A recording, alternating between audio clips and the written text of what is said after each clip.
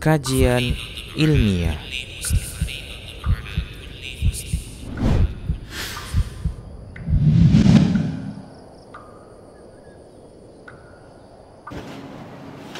Bismillahirrahmanirrahim. Assalamualaikum warahmatullahi wabarakatuh.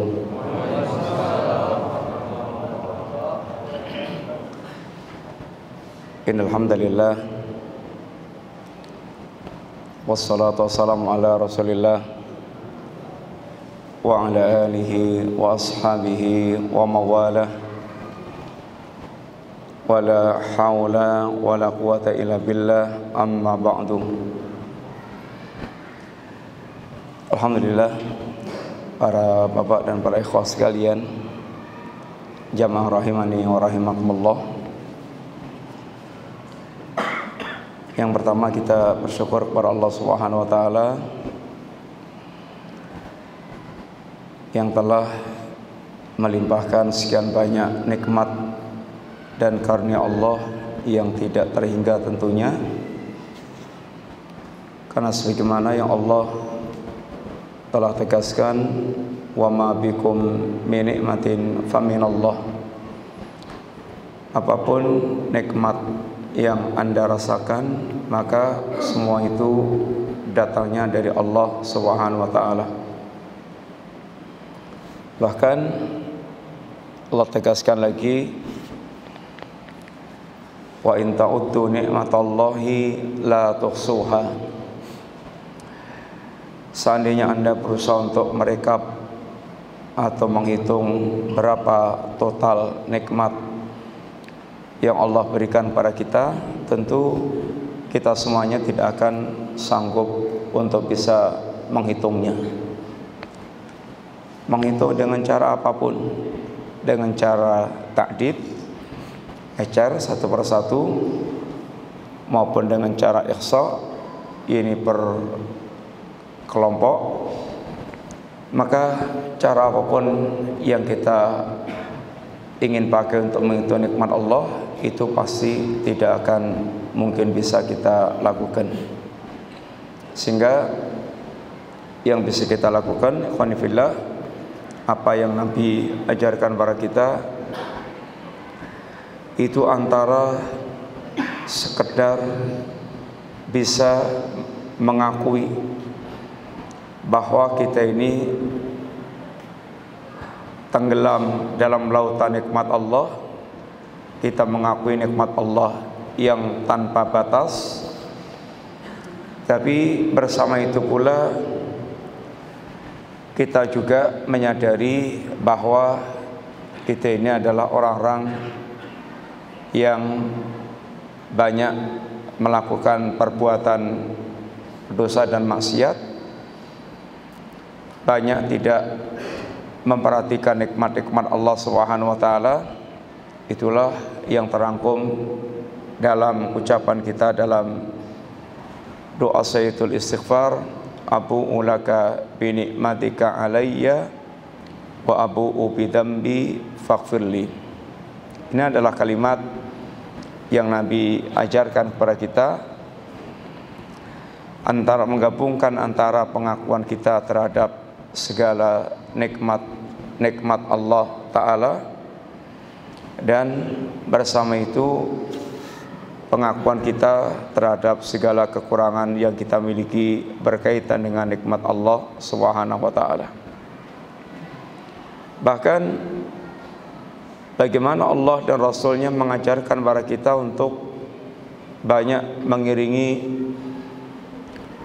ketaatan-ketaatan kita dengan istighfar. Bukan karena kita habis melakukan perbuatan maksiat yang nyata,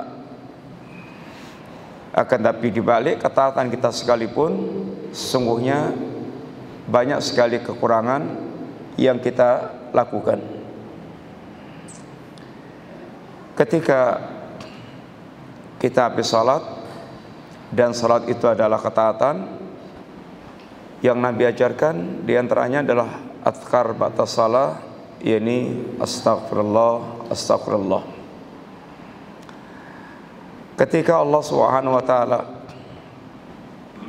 berkisah tentang sifatul mukminin yang malam harinya itu dia menghidupkan malam dengan qiyamul lail, dengan amal-amal taqarruban ilallah. Akan tapi di penghujung malam, maka apa yang mereka lakukan? Wabil ashari hum yastaghfirun. Dan di waktu sahur mereka banyak beristighfar kepada Allah Subhanahu wa taala. Ketika Allah Subhanahu wa taala mensyariatkan kita untuk menunaikan haji, dan haji itu manasiknya ditunaikan liqamati dzikrillah, dalam rangka untuk menegakkan zikir kepada Allah Subhanahu wa taala. Selesai kita melakukan haji, apa kata Allah? Afidhu min haitsu afadhan nas wastaghfirullaha.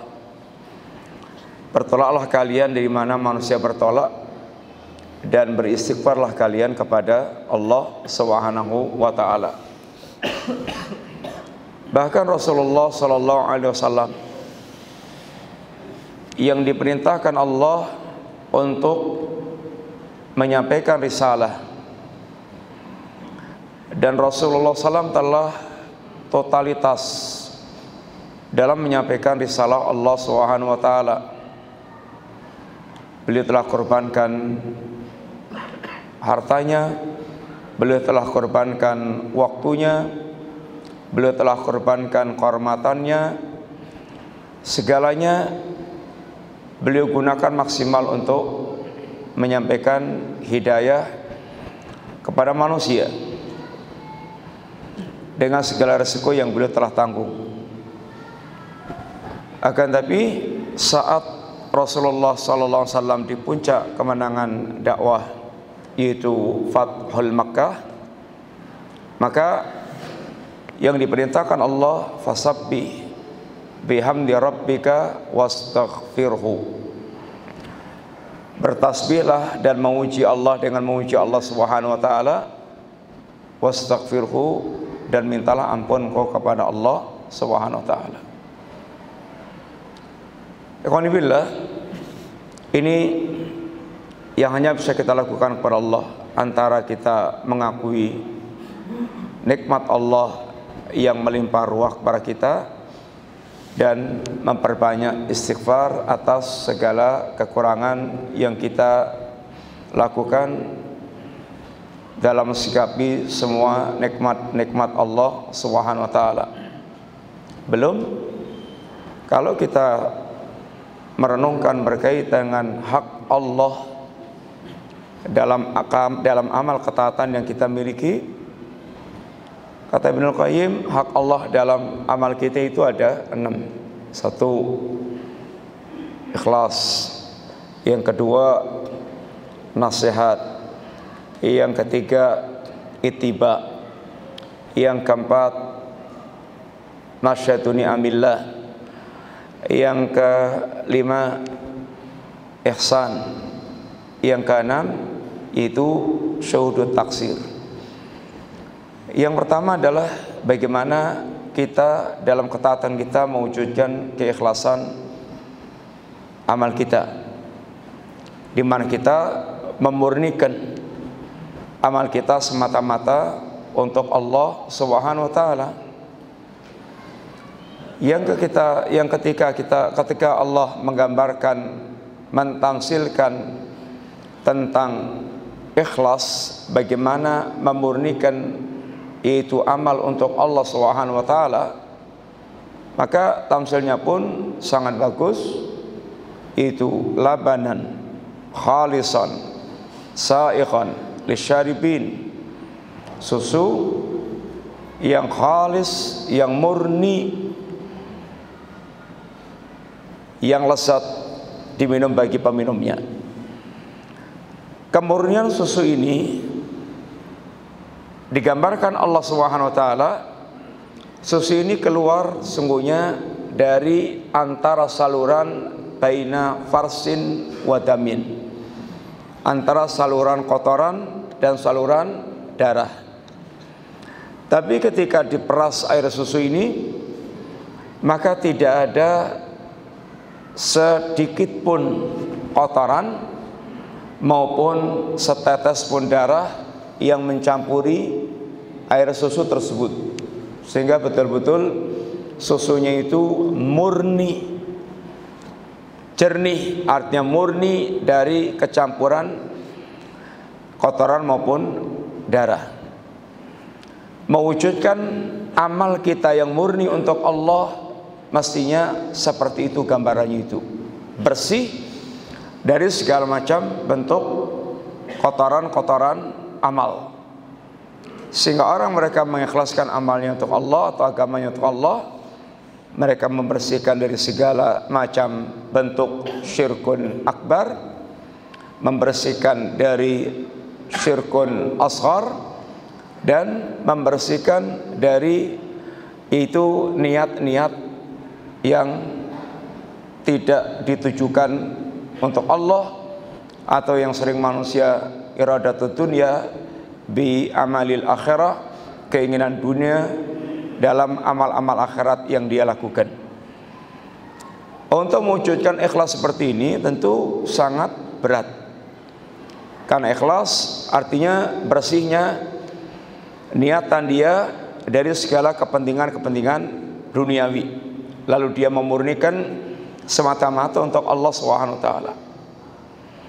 Untuk mewujudkan keikhlasan ini membutuhkan dua kekuatan yang sangat besar.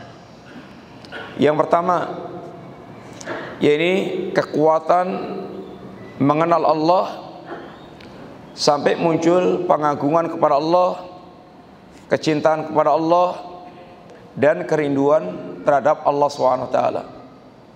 Apabila ini ngeresep dalam hati seorang, maka dia akan sangat mudah untuk mewujudkan keikhlasan. Yang kedua, kuatnya orientasi kita terhadap kampung akhirat. Kuatnya orientasi kita terhadap kampung akhirat. Kalau kita lemah orientasi akhirat kita, tentu yang menguat ada orientasi dunia. Kalau yang menguat orientasi dunia, tentu akan sangat sulit untuk mewujudkan ini keikhlasan. Maka sesungguhnya inilah rahasia kenapa semua para nabi dan para rasul itu awal dakwahnya berkisar antara dua akidah yang sangat penting ini, yaitu akidah mengenalkan Allah Subhanahu wa taala dan akidah menanamkan keyakinan tentang yaumul akhir, sehingga benar-benar tertanam dalam hati dia orientasi yang kuat untuk mendapatkan semua apa yang di sisi Allah Subhanahu wa taala dan sukses di kampung akhirat. Kalau ini dua-duanya kuat, maka ikhlas itu artinya akan menjadi kekuatan besar untuk mewujudkan keikhlasan kita di dalam beramal. Untuk yang satu ini tentu kita menyadari alangkah sangat banyaknya kekurangan-kekurangan kita di dalam mewujudkan keikhlasan kepada Allah Subhanahu wa taala. Yang kedua yaitu nasihat.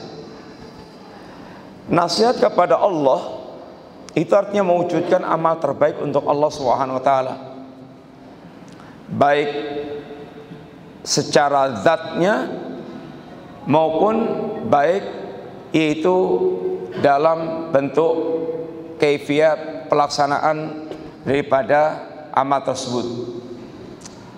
Contoh umpamanya, ketika kita sedekah, maka bukan asal-asal sedekah. Bagaimana kita berusaha untuk memberikan sedekah yang terbaik. Yang kedua, ketika kita sedekah, bagaimana kita tidak pernah mengiringi dengan hal-hal yang akan bisa mengurangi kualitas ini amal sedekah kita, tidak mengiringi dengan al-manna wal adha, itu caci makian, mengungkit-ungkit pemberian, sehingga betul-betul dia menampilkan amal yang terbaik yang dia persembahkan kepada Allah Subhanahu wa taala. Tentu untuk sisi ini kita juga sangat jauh apabila kita merenungkan dari setiap amalan kita. Yang ketiga, ini hak Allah dalam amal ketaatan kita adalah ittiba. Bagaimana kita betul-betul setiap amal kita bisa ittiba kepada Rasulullah sallallahu alaihi wasallam. Dan ittiba ini tentu sangat berkaitan dengan sejauh mana semangat kita untuk mencari ilmu. Semakin dia kuat pendalaman dia terhadap ilmu agama ini, maka dia akan semakin kuat itibanya kepada Rasulullah sallallahu alaihi wasallam. Bagaimana dia bisa itiba tanpa dia belajar agama? Sedangkan itiba adalah mengikuti Rasulullah sallallahu alaihi wasallam.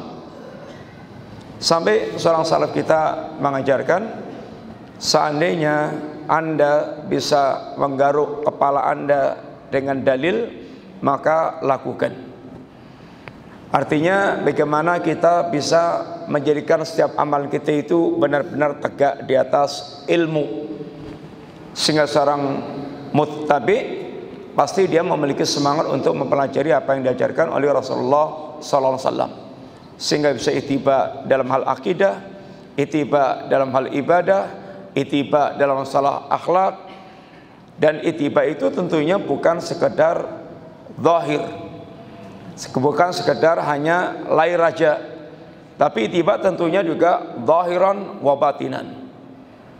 Sebagaimana dia ittiba dalam urusan zahir, salatnya bagaimana bisa persis seperti yang diajarkan Nabi sallallahu alaihi wasallam, tapi juga bagaimana juga ittiba batinnya, ittiba dalam masalah urusan batin, nilai kekhusyukannya, nilai tawakalnya, nilai rojaknya, nilai kemudian taubatnya, dan seterusnya. Maka ittiba tentu meliputi zahiran wa batinan. Juga kalau kita mau meneliti amalan kita dalam urusan ittiba, tentu juga masih sangat jauh sekali. Yang keempat, dalam ketaatan kita kepada Allah Subhanahu wa taala itu, maka bagaimana kita bisa melihat, menyaksikan bahwa dalam setiap kebaikan yang kita lakukan, di situ adalah nikmat Allah Subhanahu wa taala yang banyak.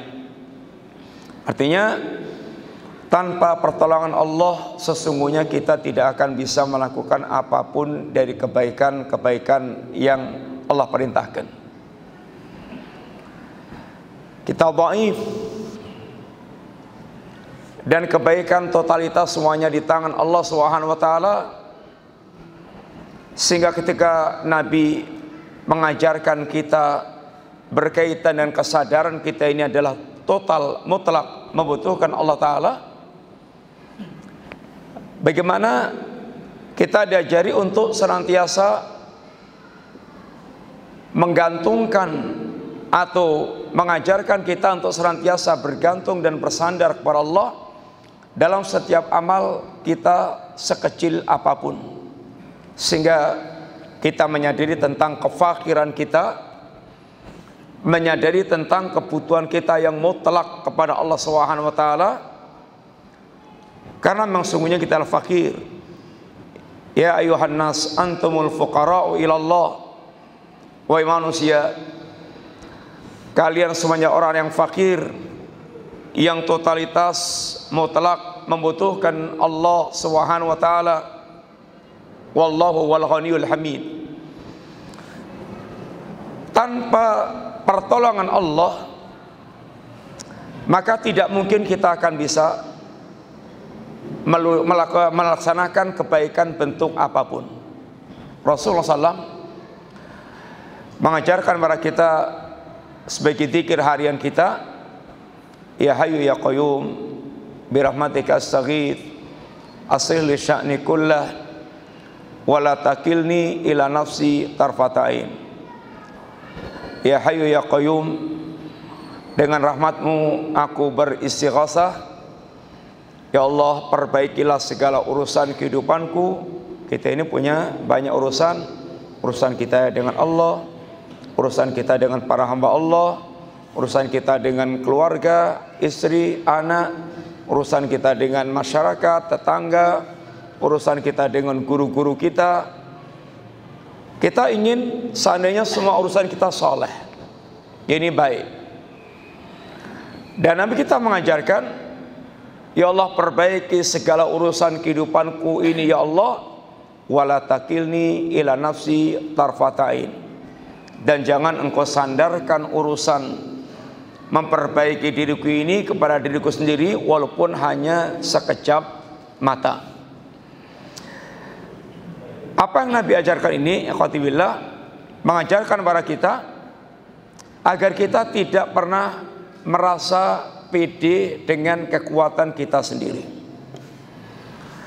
Yang ini akan melahirkan rasa ujub, sehingga ketika dia berhasil, dia seakan-akan memiliki kehebatan. Ini yang kemudian akan melahirkan sifat ujub. Dan ujub ini yang akan merusak diri kita. Dan ujub ini penyakit yang menghancurkan iyyaka nasta'in. Iyyaka nasta'in, kita menyandarkan total, meminta pertolongan hanya kepada Allah Ta'ala. Ini adalah kesadaran kita menyadari tentang kefakiran kita di hadapan Allah Ta'ala. Sehingga ketika seorang dia yaitu kerasukan penyakit ujub, artinya dia merasa seakan dia memiliki kehebatan, dan ini akan bisa menyeret kepada yaitu menyekutukan Allah dengan dirinya sendiri. Ini yang kelima. Yang keempat, yaitu kita menyaksikan kebaikan Allah, nikmat Allah dalam setiap kebaikan kita lakukan. Sehingga Nabi kita, beliau ketika di perang Khandaq, ketika bekerja bersama dengan kaum muslim, para sahabat Nabi, beliau pernah mengucapkan kalimat laulallah, seandainya bukan karena Allah Subhanahu wa taala, ma salaina wala sumna, kita tidak akan salat, kita tidak akan sedekah. Artinya beliau mengajarkan kepada kita bahwa kita ini bisa melakukan apapun, kebaikan sekecil apapun, itu semuanya semata-mata dengan pertolongan Allah Subhanahu wa taala. Maka jangan pernah kita lupa mau mengerjakan apapun untuk bersandar dan bertawakal kepada Allah, agar Allah bisa senantiasa menolong setiap kebaikan yang ingin kita lakukan. Yang kelima, yaitu bersikap ihsan. Hak Allah di dalam amal kita adalah ihsan, yaitu ihsan seperti yang dikatakan Nabi, anta budallaha ka'annaka tara fa illam takun tara fa innahu yarak. Ihsan itu Anda beribadah kepada Allah Subhanahu wa taala seakan-akan Anda melihat Allah. Seakan-akan melihat Allah artinya bukan kita yaitu bisa melihat Allah di dunia. Di dunia kita tidak akan bisa melihat Allah Subhanahu wa taala, akan tapi menyaksikan segala keagungan Allah dengan hati kita, yang melahirkan yaitu rasa pengagungan yang besar kepada Allah, dan lahirnya atau munculnya sifat kerinduan kepada Allah, sehingga dia bisa merasakan lezatnya, yakni amal-amal ibadah yang sedang dia lakukan. Itu sikap ihsan dengan dua tingkatan yang dikatakan anta butallah ka'annaka tara fa illam takun tara fa innahu yara. Anda beribadah kepada Allah seakan-akan Anda melihat Allah. Ini adalah tingkatan ihsan yang pertama. Yang di situ ada perasaan, yaitu kerinduan dan merasakan lezatnya amal ibadah dia kepada Allah Subhanahu wa taala. Fa illam takun tara fa innahu yara. Ini makom yang kedua, makom muraqabah. Yang pertama kata para ulama disebut dengan makom musyahadah, seakan-akan dia melihat Allah Subhanahu wa taala. Yang di situ dominannya adalah ini perasaan kerinduan dia kepada Allah dan kenikmatan dalam mewujudkan amal-amal ibadah. Kemudian makom yang kedua yaitu makom muraqabah. Muraqabah di mana dia senantiasa yaitu merasa diawasi oleh Allah Subhanahu wa taala, sehingga dia senantiasa berada dalam muraqabatullah. Ini semuanya adalah makom ihsan, makom musyahadah, makom muraqabah. Tetapi makom musyahadah lebih tinggi daripada makom ini muraqabah. Sehingga orang yang mereka menunaikan hak Allah dalam yaitu amal dia, bagaimana sampai pada tingkat dia bisa merasakan lezatnya amal ibadah yang dia lakukan. Karena sungguhnya dalam amal ibadah kita ada kelezatan, ada rasa manis, ada halawah. Dzaqa ta'mal iman. Ini orang yang mereka merasakan manisnya iman. Siapa itu? Man radhiya billahi rabba. Ini orang yang mereka hatinya betul-betul bisa ridha terhadap Allah sebagai Rabb sesembahannya. Wabil islami dina. Dan orang yang mereka hatinya dia bisa ridha, bisa legowo, ridha terhadap Islam sebagai agamanya. Kemudian wabi Muhammadin nabiyya wa rasulah, dan orang mereka hatinya bisa betul-betul legowo, ridha terhadap ini nabi sebagai utusan Allah, satu-satunya yang akan memandu dia ke jannah. Orang yang mereka hatinya bisa betul-betul ridha dengan perkara ini, pasti dia akan merasakan halawatul iman, rasa manisnya iman, yang dijelaskan Nabi dalam hadis yang lebih rinci lagi. Salatun man kunna fihi wajada binna halawatul iman. Ada 3 perkara, seandainya seorang dia memiliki 3 perkara ini, dia benar-benar akan bisa merasakan manisnya iman, sehingga hatinya betul-betul bisa merasakan lezatnya ini keimanan. Lezatnya iman itu lezatnya dia merasakan keimanannya, dan lezatnya dia merasakan ini amal-amal ibadah yang dia tunaikan. Yang 3 perkara ini adalah ayyakunallahu wa rasuluhu ahabba ilaihi mimma siwahuma.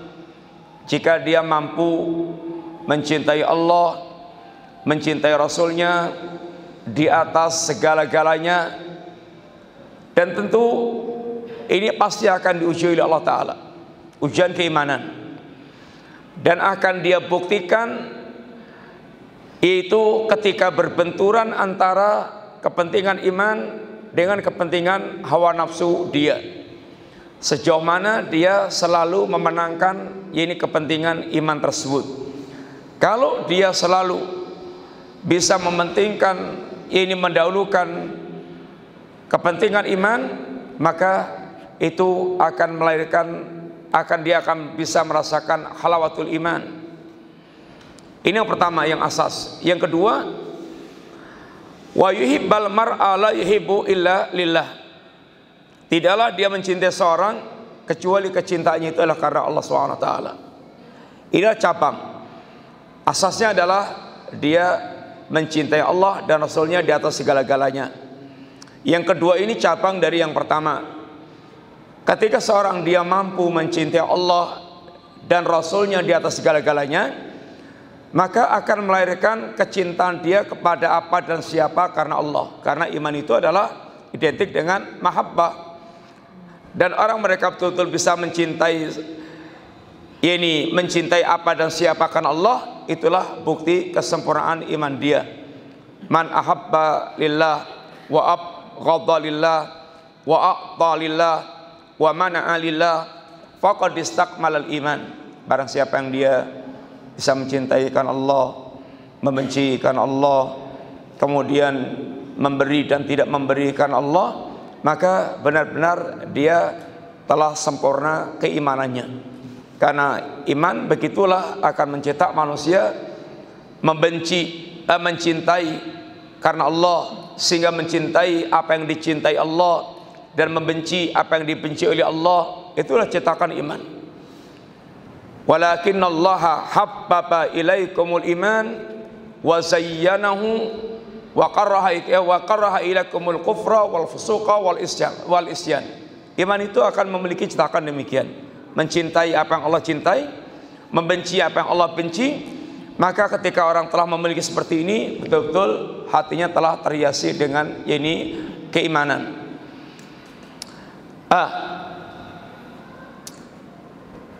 Itu kecintaan kita kepada Allah seperti itulah yang akan kita bisa melahirkan, yaitu bisa merasakan lezatnya amal-amal ibadah kita.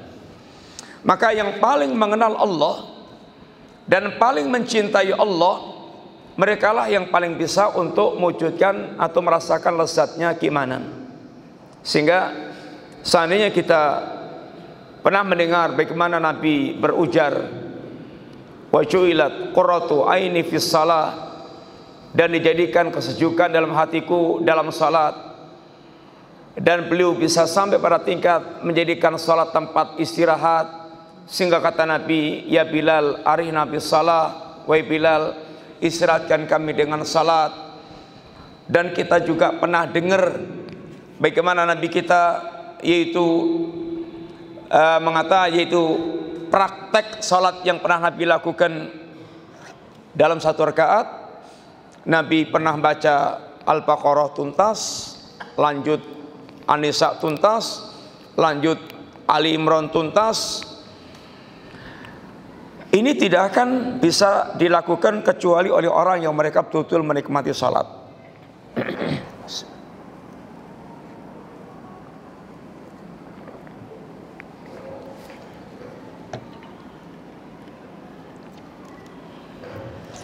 Itu tidak akan bisa dilakukan, diwujudkan kecuali oleh orang yang mereka betul-betul sangat menikmati. Kita aja antum baca umpamanya bacakan satu rakaat amayat tasalun, tambah lagi kemudian nasihat, kemudian lagi tambah lagi abasa, mungkin kakinya jadi keju-keju, ceklek. Itu tidak akan bisa, orang tidak akan bisa berlama-lama itu kecuali ya karena dia menikmati. Orang kalau menikmati ya bisa itu berlama-lama karena dia ya itu sangat menikmati, sehingga waktu berjalan itu tidak yaitu terasa. Sehingga ada orang yang mereka bisa menikmati amalan ibadahnya, ada orang yang mereka belum bisa menikmati amalan ibadah dia. Ini terwujud ya tergantung sejauh mana dia mengenal Allah dan sejauh mana dia betul-betul tumbuh rasa kecintaan dia kepada Allah Subhanahu wa ta'ala. Kita dalam hal ini tentu bertingkat-tingkat. Ada yang kita beribadah itu masih tingkatannya karena terpaksa, sehingga kita melakukannya bukan juga hanya sekedar natapi wajib. Ada orang yang mereka menunaikannya itu sudah betul-betul dengan kesadaran yang besar, yang penuh, tetapi belum bisa merasakan lezatnya amal-amal itu. Ada orang yang mereka sudah sampai pada tingkat betul bisa merasakan lezatnya amal-amal tersebut. Alhamdulillah, fatihillah rahimani wa rahimakumullah. Melanjutkan sedikit apa yang tadi telah kita sampaikan. Kayaknya kita hanya ingin mengingatkan yang pertama bahwa kita ini sungguhnya berlimpah ruah dengan nikmat Allah Subhanahu wa taala. Kenikmatan yang tidak mungkin bisa kita hitung yang Allah berikan kepada kita, sehingga kita bisanya hanya mengakui bahwa kita ini memang hamba yang sedang berlimpah ruah dengan nikmat Allah, baik yang zahir maupun yang batin, baik nikmat dunia maupun nikmat agama, yang sering sekali kita tidak bisa meliput nikmat-nikmat Allah tersebut. Sehingga yang juga Nabi ajarkan kepada kita hanya bisa mengakui nikmat tersebut, dan kemudian kita banyak-banyak beristighfar kepada Allah Subhanahu wa taala, karena alangkah sangat banyaknya nikmat Allah yang tidak kita sadari. Apalagi kemudian kita bisa mensyukuri, lawong ngerti aja enggak atau terliput aja enggak, apalagi kita bisa mensyukuri nikmat tersebut. Yang bisa kita liput aja itu jarang banget atau tidak maksimal kita itu mensyukuri nikmat tersebut, apalagi yang itu tidak terliput oleh kita. Maka kita diajarkan untuk banyak-banyak istighfar, apalagi sebagian nikmat yang Allah berikan kepada kita justru kita pakai untuk maksiat, baik kita sadar atau enggak sadar. Berapa banyak nikmat Allah yang justru kita bermaksiat kepada Allah dengan nikmat-nikmat tersebut, ya, nikmat mata, nikmat telinga, nikmat lisan, bahkan termasuk nikmat ilmu yang terkadang membuat kita ada rasa ujub, merasa sudah baik, merasa sudah soleh. Yang merasa sudah baik dan soleh ini merupakan bagian daripada ujub, dan ini merupakan tazkiyah kepada diri sendiri. Yang Allah katakan, fala tuzakku anfusakum huwa a'lamu bimanittaqa. Lebih-lebih kalau kemudian kita itu meneliti apa yang telah kita wujudkan berkaitan dengan hak-hak Allah dalam ketaatan kita kepada Allah Ta'ala. Yang kata Ibnu Qayyim, haqqullahi fit ta'ah sittun. Hak Allah dalam ketaatan kita ada 6. Apa tadi yang pertama, ikhwan? Ikhlas. Yang kedua, nasihat. Yang ketiga, tiba. Yang keempat, menyaksikan kenikmatan Allah dalam ketaatan kita. Yang kelima, ihsan. Ikhlas artinya apa tadi? Ikhlas itu apa artinya? Ikhlas artinya bukan tidak mengharap apa-apa. Sebagian orang ngajari kita ikhlas itu nggak ngarep apa-apa, sehingga kalau kamu beramal pengen surga, kuwi jenenge ora ikhlas. Amal apa di neraka jenenge ora ikhlas. Sehingga seakan-akan bagus, padahal menyesatkan. Ikhlas itu bagaimana kita beramal bersih dari motivasi dunia, kemudian kita mengharapkan total apa yang ada di sisi Allah Subhanahu wa taala, ya keridhaan Allah, ya surganya Allah, ya selamatnya kita dari neraka. Tetapi untuk ikhlas ini sesuatu yang berat, sebab dia sepi dari membayangkan keuntungan dunia, karena dia fokus dengan apa yang disediakan Allah Subhanahu wa taala, sehingga tidak akan mudah mewujudkan ikhlas ini kecuali dengan dua faktor besar. Apa tadi, ikhwan? Satu, sejauh mana pengenalan kita terhadap Allah sehingga muncul pengagungan, muncul kerinduan, muncul yaitu kecintaan kepada Allah, sehingga kita akan bergairah di dalam beramal. Gairah kita beramal itu apabila hati kita betul-betul sangat mengenal Allah dan mencintai Allah dan merindukan Allah. Dan ini yang diminta oleh Nabi yang mulia, Allahumma inni as'aluka ladzatan nazar ila wajhik wa syauqan ila liqa'ik. Ya Allah, aku minta kepada Engkau kelezatan melihat wajahmu dan kerinduan itu untuk bertemu denganmu. Ini akan membuat orang itu memiliki memudahkan orang terdongkrak ini rasa keikhlasannya. Yang kedua, apa ya kawan? Kuatnya orientasi kita terhadap perkara akhirat, sehingga himmah kita bagaimana tenggelam itu himmah akhirat. Kalau tidak demikian itu akan berat. Maka kita lihat semua para nabi dan rasul, kenapa awal dakwahnya itu pasti menjelaskan yaitu kepada manusia, mengenalkan kepada manusia tentang Allah, dan banyak menyampaikan tentang perihal ini akidah yaumul akhir, karena ini yang sering akan menjadi pokok pondasi orang dia bisa mewujudkan amalnya dengan semangat dan menggapai atau meraih kampung akhirat. Dan bagaimana kita kemudian mewujudkan itu nasihat kepada Allah? Apa tadi maksudnya? Berusaha untuk memberikan amal yang mewujudkan amal yang terbaik yang kita persembahkan kepada Allah Subhanahu wa taala. Yang ketiga, ittiba, bagaimana kita betul-betul menjadikan amal kita ini senantiasa kita tegakkan di atas ilmu, sehingga dengan dalil, sehingga betul-betul kita bisa mengikuti Rasulullah SAW sedetail-detailnya.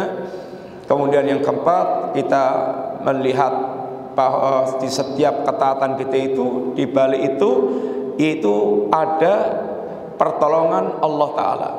Kita mesti menyaksikan pertolongan Allah dalam setiap kebaikan yang kita lakukan. Kita nggak mungkin akan sholat ke masjid, nggak akan mungkin kita datang ke majelis ilmu, nggak mungkin kita akan bisa duduk dengan nyaman mendengarkan ilmu, kecuali itu semuanya dengan pertolongan Allah Ta'ala. Sehingga sehingga ini akan menutup segala pintu ujub yang akan muncul pada dirinya. Yang ujub merupakan pintu syaitan untuk merusak kita. Yang kelima tadi apa? Ini ihsan. Bagaimana kita wujudkan amal kita, amal yang sampai pada tingkat kita bisa merasakan lezatnya amal tersebut, merasakan lezatnya salat, lezatnya baca Quran, lezatnya berzikir kepada Allah Subhanahu wa taala. Ini tentu juga akan hanya bisa kita rasakan ketika hati kita dipenuhi dengan yaitu pengagungan kepada Allah dan kecintaan kepada Allah, sehingga menjadikan iman kita merubah menjadi jannatul dunia. Dunia itu menjadi surga bagi kita.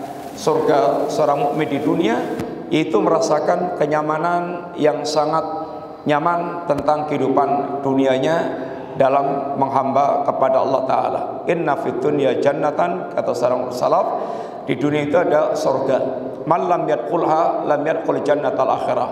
Barang siapa yang dia tidak masuk ke surga dunia, dia tidak akan masuk surga ini akhirat. Di antara mereka memiliki perkataan pula, lau ya'lamul muluk wa abnaul muluk nahnu fihi lajalatuna bisuyuf.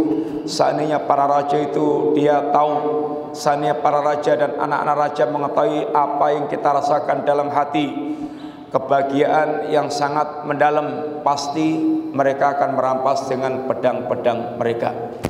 Sebagian mereka pula mengatakan itu dengan ungkapan masakinu ahli dunya, yang betul-betul dikatakan miskin dari kalangan ahli dunya adalah kharaju minad dunya walam yatuku atyaba ma fiha, adalah orang mereka sampai matinya ternyata belum pernah merasakan satu yang paling lezat, yang paling nikmat. Padahal semua orang yang mereka di dunia itu hidup di dunia ini, mereka kalau bisa memburu kelezatan dengan apa yang dia miliki. Bagaimana dia bisa merasakan lezatnya kehidupan yang ada. Tetapi ternyata digambarkan oleh para salaf kita, berapa banyak orang mereka sampai matinya tidak pernah merasakan kelezatan yang hakiki. Kelezatan dunia itu kelezatan sifatnya sesaat dan penuh dengan resiko. Kelezatan dunia semuanya sesaat dan penuh resiko, baik yang halal apalagi yang haram. Yang halal lezatnya dunia. Antum makan makanan yang super lezat. Lezatnya berapa lama? Makan makanan yang paling lezat itu sebelum masuk ke mulut ya nggak akan terasa lezat. Terus kalau sudah masuk ke mulut, berapa kilo merasakan lezatnya di mulut? Ya berapa senti aja. Kalau sudah masuk sini lep gitu, udah hilang kelezatannya. Pengen lezat lagi ya ngemplok lagi, mamah lagi, lep, udah hilang kelezatannya. Itu kalau antum lep terus ngantek tangkleng sak kendil itu habis, sampai telung kendil habis, siap-siap diangkut ambulan. Bakal ada risiko-risiko berat. Kelezatan dunia sedikit dan berisiko. Itu yang halal. Lah yang haram, ya lezat. Selingkuh lezat enggak? Enggak tahu, enggak pernah selingkuh. Selingkuh, ya orang bilang lezat. Mau nganti diriwangi telepon di kebun, nyolong maksudnya itu. Kemudian booking hotelnya juga nyolong. Karena dia membayangkan selingkuh itu lezat. Ya memang lezat sesaat. Bar selingkuhan dikepruki bojone, rumah tangganya bubar. Kalau dia pegawai ya kadang dipecat dari kepegawaiannya. Ya itu kesengsaraan yang dia harus tanggung. Di dunia itu kelezatan dunia itu singkat atau sedikit dan berisiko. Tapi kalau kelezatan iman itu lezatnya itu total dan jangka panjang, dan dia senantiasa merasakan kelezatan. Kelezatan kita mentaati Allah Subhanahu wa taala itu kelezatannya itu terus menerus akan dirasakan seseorang. Baca Quran lezat, pasca baca Quran hasil perenungan dia tentang Quran itu akan masih merasakan lezatnya di dalam diri seorang. Salat itu lezat, dan pasca salat dia masih bisa merasakan lezatnya dampak daripada salat. Karena dia senantiasa terus nyambung dengan Allah Subhanahu wa taala, itu kelezatan dalam keimanan. Sehingga orang yang seperti ini akan menjadikan dunia menjadi jannatud dunya. Makanya Syekhul Islam yang memang beliau adalah seorang ulama dan menegakkan tugas sebagai seorang ulama, bayanul haq, menjelaskan al-haq, dan raddul batil, membantah kebatilan, itu membuat banyak orang jengkel. Dan ketika ahlul bid'ah itu dekat dengan penguasa, rata-rata sejak zaman dulu itu provokatif, penjilat, sehingga bagaimana bisa nangkep, bisa mengusir atau bahkan membunuh. Tapi apa kata Syekhul Islam? Ma yaf'aluna a'da'i inna jannati fi sadri. Apa sih yang diinginkan para musuh-musuhku itu? Surgaku itu ada di dalam dadaku. Artinya kemanapun akan ikut, akan tetap bahagia. Wa in qataluni faqatli syadah, wa in habasuni fahafsi khulwah, wa in taraduni fatarti siyahah. Kalau mereka berhasil membunuhku, dalam keterbunuhanku syahid. Kalau mereka yaitu berhasil menangkapku di penjara, dalam keterpenjaraanku khalwat dengan sang kekasih Allah Ta'ala. Kalau aku diusir, berhasil mereka mengusirku, dalam keterusiranku siyahah plesir. Semua kelonggaran dan kelapangan dada serta ketenangan hati. Itu yang dikatakan jannatud dunya. Maka ketika para salaf kita ditanya, apa sih yang dimaksudkan sampai mati nggak pernah merasakan yang paling lezat? Apa yang paling lezat itu? Ma'rifatullah wa mahabbatullah wal uns bi liqa'illah. Ini hati yang dia mengenal Allah, hati yang dia mencintai Allah, hati yang dia bisa nyaman bersanding dengan Allah, sehingga dia betul-betul merasakan nyamannya kehidupan yaitu di dunia seperti ini. Sampai sebagian mereka juga mengatakan, seandainya di akhirat kelak, di surga kelak itu senyaman hidup sekarang ini, tentu itu adalah aisun thayyib, kehidupan yang sangat indah. Padahal di surga nanti akan jauh berlipat-lipat dengan apa yang kita rasakan sekarang di dunia ini.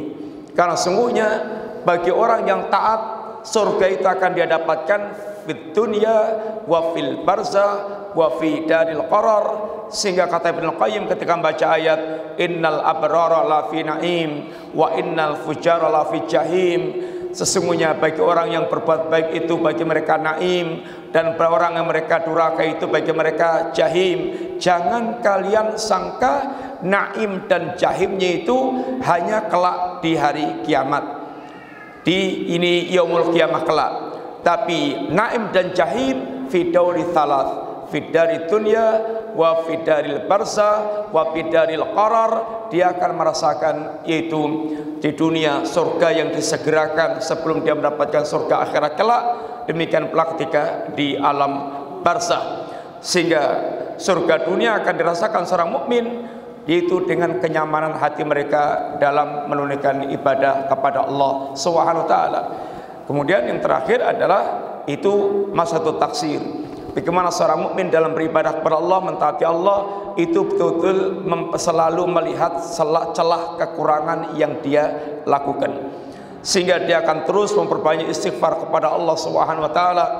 Bahkan Nabi sendiri yang telah sempurna dalam mewujudkan ibadah, sehari tidak kurang dari 100 atau 70 kali dalam beristighfar kepada Allah Subhanahu wa taala. Kalau kita merenungkan 6 hak Allah tadi ikhwan, tentu kita ini akan lebih sangat ngenes lagi melihat diri kita bahwa kita ini penuh dengan kekurangan-kekurangan dalam ikhlas kita, dalam nasihat kita, dalam itibak kita, dalam menyaksikan nikmat Allah dalam setiap ketaatan kita, kemudian dalam ihsan kita, dalam kita melihat kekurangan yang kita lakukan. Ini tentu sangat jauh banget, sehingga itu akan membuat seorang mukmin dia benar-benar senantiasa terus memperbanyak istighfar kepada Allah Subhanahu wa taala. Ikhwan fillah, ini sedikit yang kita ingatkan, sekedar mukadimah kita. Tentu semuanya kita akan bahas tentang saya seorang muslim, apa maksud kalimat ini dan seterusnya. Tapi kita cukup sekian dulu. Mudah-mudahan manfaat, dan semoga Allah Subhanahu wa taala senantiasa membimbing kita dengan hidayah ilmu dan taufiknya, dan sehingga kita bisa diberikan istiqamah dalam meniti Islam dan Sunnah, hingga kita kembali kepada Allah dalam keadaan husnul khatimah. Allahumma aslih lana dinana alladhi huwa ismatu amrina. Allahumma aslih lana dunyana allati fiha ma'syuna. Allahumma aslih lana akhiratana allati fiha maduna. Waj'alil hayata ziyadatan lana min kulli khair, waj'alil mauta rahatan lana min kulli syarr. Wa sallallahu ala nabiyyina Muhammadin wa ala alihi wa sahbihi wasallam. Subhanakallahumma wa bihamdika asyhadu an la ilaha illa anta astaghfiruka wa atubu ilaik. Jazakumullah khair. Sayang kepada Ustaz Nuruddin yang telah memberikan kesempatan waktu, mestinya jadwal beliau kemudian diberikan kepada saya, maka kita ucapkan jazakallahu khair. Sekian, assalamualaikum warahmatullahi wabarakatuh.